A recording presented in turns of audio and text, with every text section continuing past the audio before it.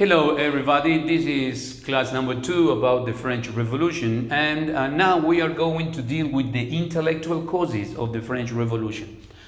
We have to mention that the intellectual causes were an outgrowth of the Enlightenment, that intellectual movement of that time in Europe, in which the reason was the most important aspect of society. We are going to talk about the liberal theory and the democratic theory concerning the philosophers that influenced the different stages of the French Revolution.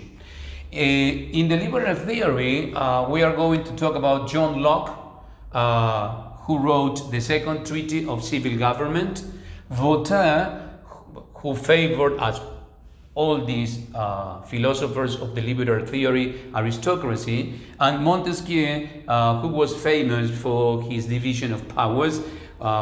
We have to highlight that this division of powers is not the division of powers that we enjoy in our democracy nowadays, but kind of. And the democratic theory represented by Jean-Jacques Rousseau, who was a romantic, and in which he gave all the power to the masses. He wrote the social contract. There is a T missing here, as always, and the discourse on the origin of inequality. As regards the liberal theory, although they were opposed in some aspects, I mean Locke, Voltaire, and Montesquieu, there were some common elements. The elements that they shared were that the state was a necessary evil, the doctrine of popular sovereignty, and the right for the individuals, that is to say, individual rights for people. We have to mention that John Locke was considered, or is considered, the father of liberalism. We are talking of 17th and 18th century. This political theory was included in his book, The Second Treaty of Civil Government. He wrote that men originally lived in a state of nature. There was freedom, equality prevailed, and there was no government at all. The only law was the law of nature, according to John Locke. Each individual enforced to protect his natural right, that is to say, the rights to life, the right of liberty, and prosperity. But suddenly, according to what John Locke wrote in this book, confusion emerged. That is to say, it was necessary to set up a government. People agreed to form a civil society and set up a government, and that is to say, gave some rights to this government. Not all the rights. Some of them were kept for them, as for example, if the government abused, people had the right to overthrow the government. As regards this last point, we have to take into account that John Locke condemned, as almost all these philosophers, absolutism. He denounced despotic rulers. Remember that this is important to consider because France was ruled by a despotic and absolute ruler as Louis XVI. His main points in this book were the natural rights of people, the limited government, and always the resistance against tyranny. That was very, very important. And obviously he influenced the French and the American Revolution. Although he was English, well, his writings went far away from England and were spread all over the world. The representative of liberalism in France was Voltaire. He favored aristocracy. He didn't favor the masses at all. He was exiled from France. He went to England, and there in England he learned and he started to read all the works of John Locke. He was impressed for his assertions about liberty. In common with Locke, Voltaire, in common with Locke, state, as we said before, that the state was a necessary evil and the powers should be limited. The powers of a government should be limited. He also said that all men were endowed by nature with equal rights. This is kind of contradictory because they favor aristocracy, but well, they said that all men were endowed with equal rights. This is for you. Do not confuse Voltaire with Rousseau with democracy, because Voltaire was not a democrat. His ideal form of government was an enlightened monarchy or a republic dominated by the middle class. Then Montesquieu, he was famous for the division of powers. He was Locke's student, and he wrote a book, The Spirit of Laws. He also followed the theory of Locke, and obviously he had some common elements with Voltaire.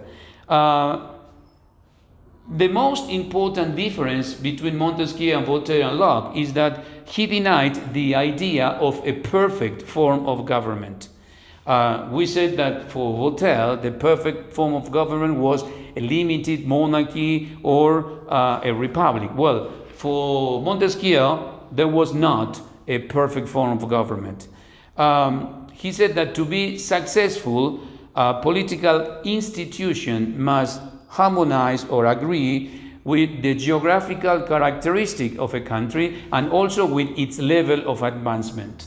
That is to say, he talked about despotism, limited monarchy and republic. He said that for vast territories, for very large territories, despotism was the perfect form of government for that characteristic. He said that for smaller countries, limited monarchy was all right, and the republic for the smallest countries in the world.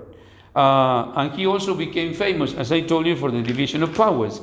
He said that division of powers prevented government from becoming absolute, just to control one power over the other, not with the function that the powers has, or the division of power has nowadays in our modern democracy.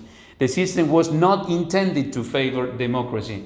Not Voltaire, neither Locke thought or Montesquieu thought of democracy, just to prevent the absolute power of the ruler. Well, contrary to all this, we have the democratic theory of Jean-Jacques Rousseau. He was the founder of modern democracy. In his writings, The Social Contract and Discourse on the Origin of Inequality, he talked about this characteristic. We remember what Locke wrote about the origin of man. Jean-Jacques Rousseau also talked or wrote about this. He said that man originally lived in the state of nature, but in contrast with Locke, this state of nature was a paradise for Jean-Jacques Rousseau. Any individuals could maintain rights without any problem. It was not as Locke said, to enforce the rights. No, there wasn't any problem. Private property did not exist for a long time. Property was shared among the individuals of that society, and every man was equal to his neighbor. That is to say, there was equality. What happened is if everything was a paradise? Well, inequality emerged. Different degrees of inequality developed in this kind of utopia. The only hope to ensure the continuity of this society was to establish a civil society and to surrender all their rights, not some of their rights, as Locke said, all their rights to the community, So who was the community? The majority, that is to say, the masses. For Rousseau, the power was in the masses. They did this by means of a social contract in which they surrendered all their rights to this community who had all their rights.